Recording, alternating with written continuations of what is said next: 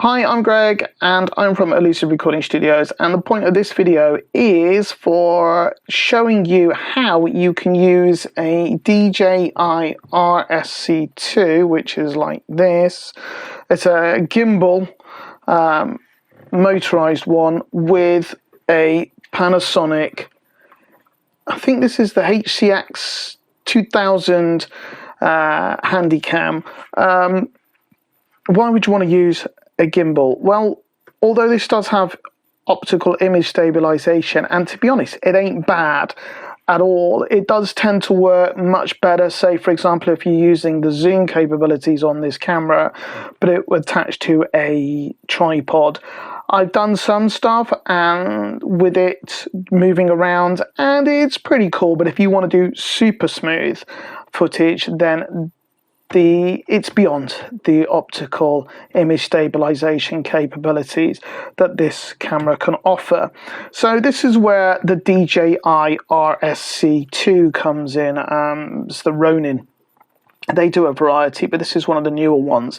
So I've had this for quite a while, and I use this mostly with a Blackmagic pocket cinema camera here, like this, and it works really well. You've got all your follow focus and everything else like that, but it does require you to do a lot more manual control.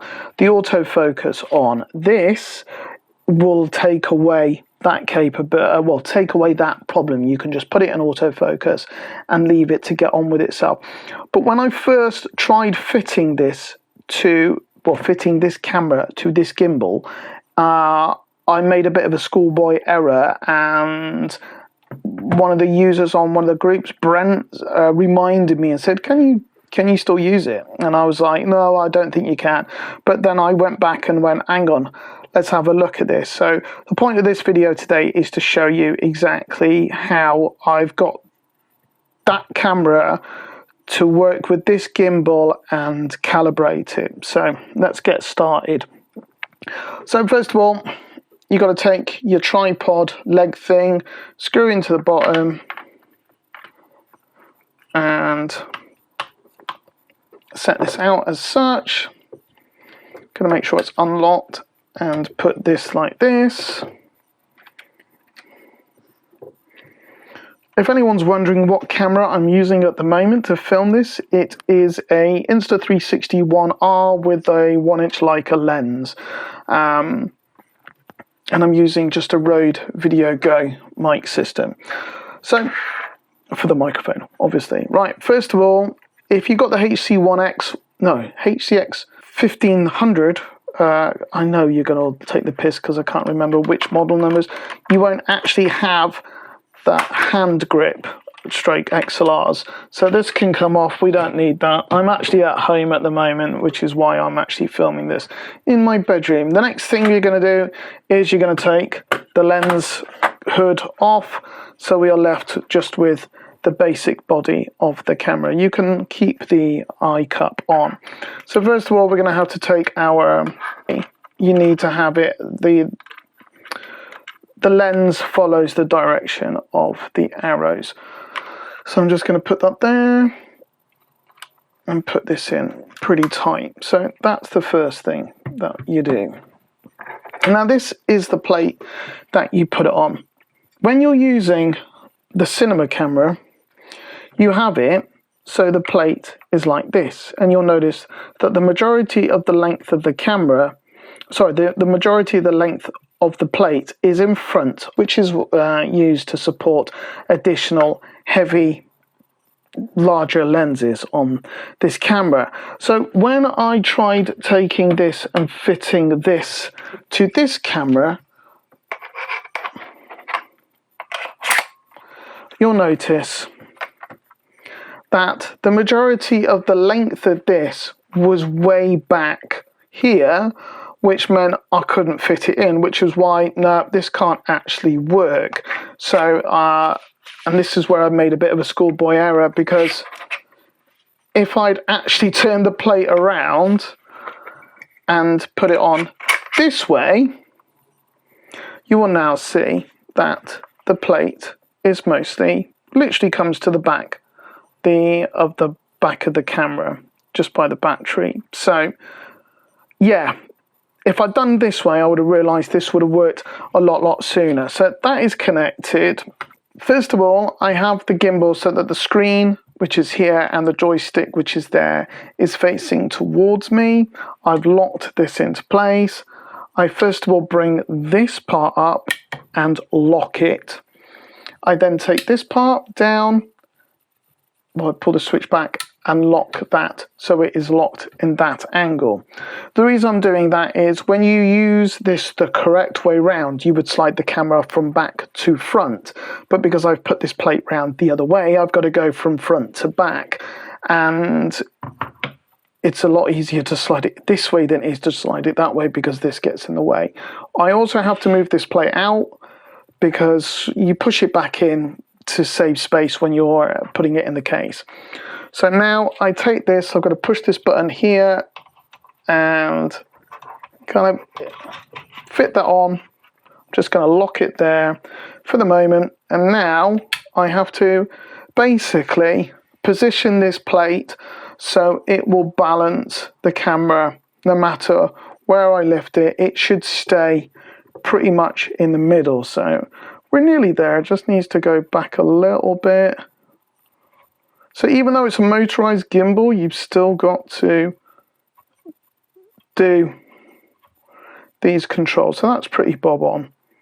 Now, an important thing to mention is if you are going to use the Raven-i wireless transmitter, or you're going to put anything else on the camera, like say for example a microphone receiver, you're going to need to put them on and set it with that weight in place. I'm also going to set up with the screen out because ultimately I'm going to be using that for viewing. So you'll see that we've already, by pushing that out, has changed the balance ever so slightly.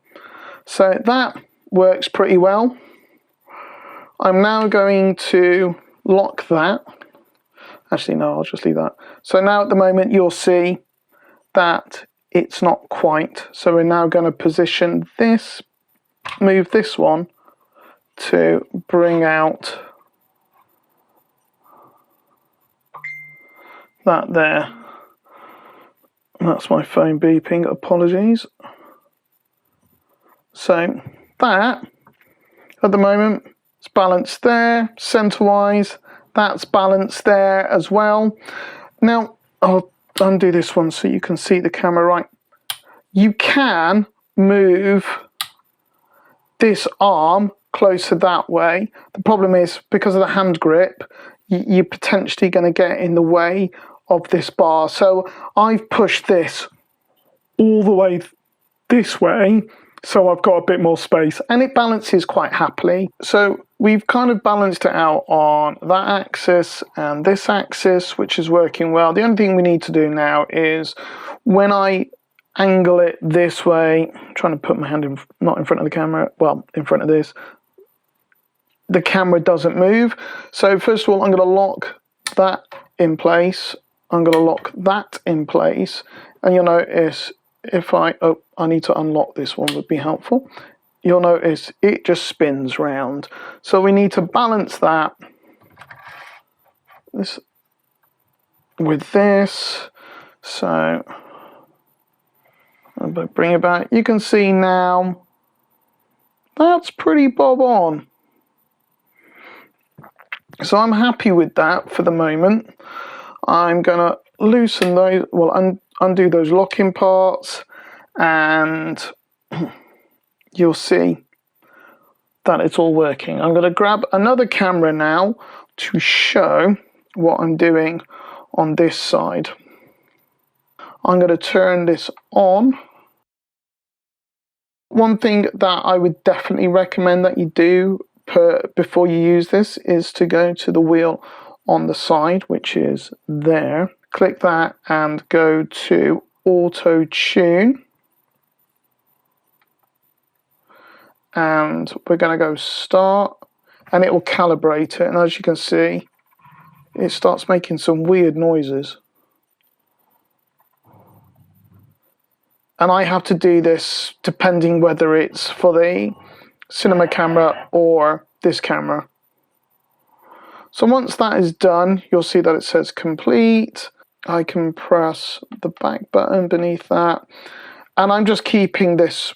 So I've disabled portrait mode and things like that. I don't want it to work like that. I just want this to be able to be, when I move it around, you'll see that everything is absolutely spot on. Right, the final thing is I do find a briefcase handle is a lot easier to hold this camera. This is just a Smallrig one from Amazon. I'll stop that camera now, and this just clips on.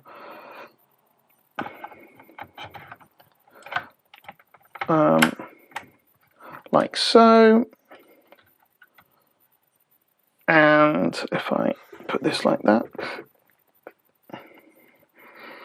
I undo this and literally just have it so it's not quite touching that.